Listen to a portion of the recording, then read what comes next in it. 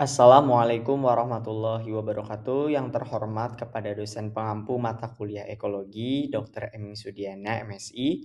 Izinkan kami dari kelompok F6 yang beranggotakan Lailatul Muna dengan NIM akhir 237, Anya Nur Putri Dewi NIM akhir 238, Surya Eta Wahyu Aditya dengan NIM akhir 239, Novita Setia Utami dengan NIM akhir 240, kemudian Naila Alafi Ramadhani dengan NIM akhir 242 dan saya sendiri Muhammad Bahamus Sadat Asidiki dengan NIM akhir 243 ingin mempresentasikan hasil dari laporan praktikum ekologi kami yang berlokasi di Sungai Banjaran 6. Tujuan dari acara 7 yaitu untuk mengetahui interaksi pada dua spesies yang berbeda yang saling menguntungkan. Untuk alat dan bahan sendiri, kami menggunakan skop, wadah sampel, timbangan analitik, serta tanaman Mimosa pudica.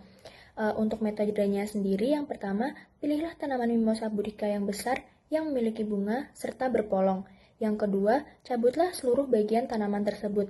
Yang ketiga, hitunglah bunga, bintil, serta polong yang ada dalam tanaman tersebut.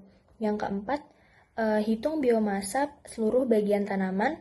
Yang kelima, gunakan data dua kelompok, serta buatlah tabel. Yang terakhir, buatlah grafik yang mewakilkan data tersebut. Baik, selanjutnya ada tabel 7.1 di mana berisikan data jumlah bintil akar, bunga, dan polong Mimosa pudica. Individu yang pertama berlokasi di samping laboratorium riset dengan jumlah bintil akar 25, jumlah bunga 2, dan jumlah polongnya 31. Kemudian individu yang kedua di bekas Padang Vapet, jumlah bintil akar 55, jumlah bunganya 1, dan jumlah polongnya 40. Kemudian individu yang ketiga di samping greenhouse terdapat jumlah bintilnya 24, jumlah bunganya 1, dan jumlah polongnya 1. Baik, saya Surya Eta Wahyu Aditya dengan NIM akhir 239. Saya akan menjelaskan grafik 7.1 mengenai hubungan jumlah bintil akar dan bunga, serta grafik 7.2 mengenai hubungan jumlah bintil akar dan polong. Berdasarkan data pada tabel dan grafik, Mimosa pudica memiliki kecenderungan hubungan positif antara jumlah bintil akar dengan keberhasilan reproduksi tanaman, terutama pada jumlah polong yang dihasilkan. Individu kedua yang berasal dari lokasi bekas kandang vapet memiliki jumlah bintil akar paling tinggi yaitu 55 dan menghasilkan jumlah polong tertinggi sebanyak 40.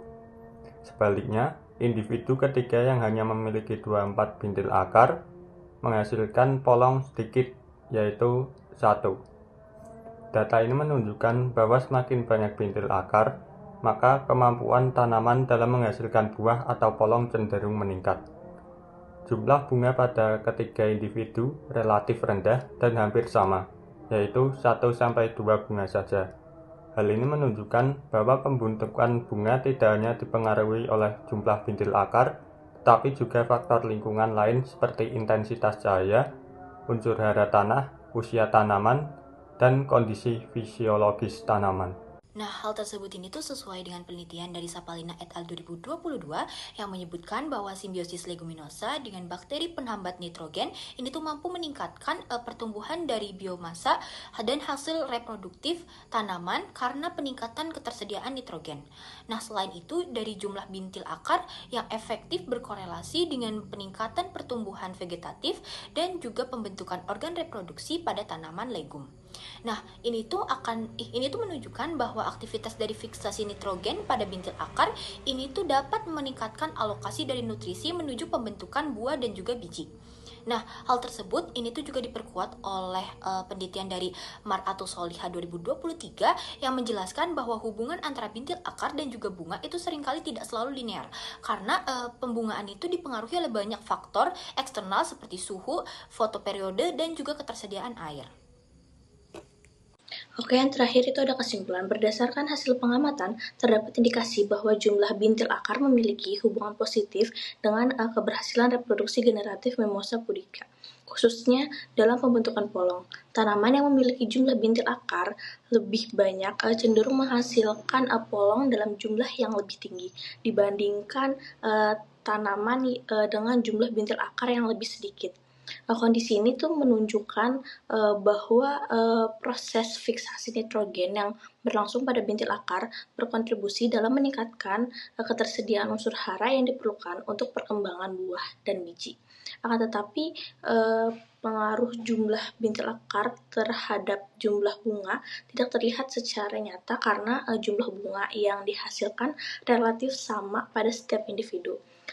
Hal tersebut mengindikasi bahwa pembentukan bunga tidak hanya dipengaruhi oleh keberadaan bintil akar, tetapi juga oleh faktor lingkungan dan kondisi fisiologis tanaman, seperti intensitas cahaya, suhu, ketersediaan air, unsur hara, serta umur tanaman. Oleh karena itu, dapat disimpulkan bahwa jumlah bintil akar memiliki peran yang lebih besar dalam meningkatkan pembentukan polong dibandingkan pembentukan bunga pada Mimosa pudica.